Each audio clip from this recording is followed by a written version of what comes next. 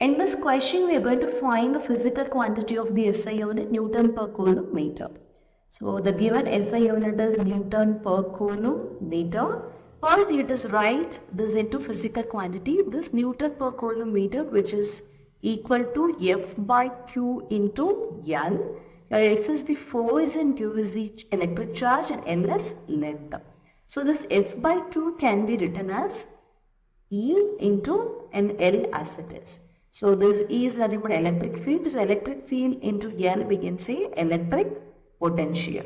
So from this we can say that the physical quantity is electric potential.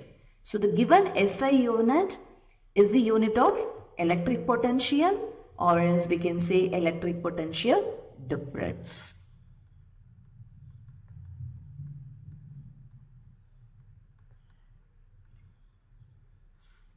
So answer is electric potential or electric potential difference.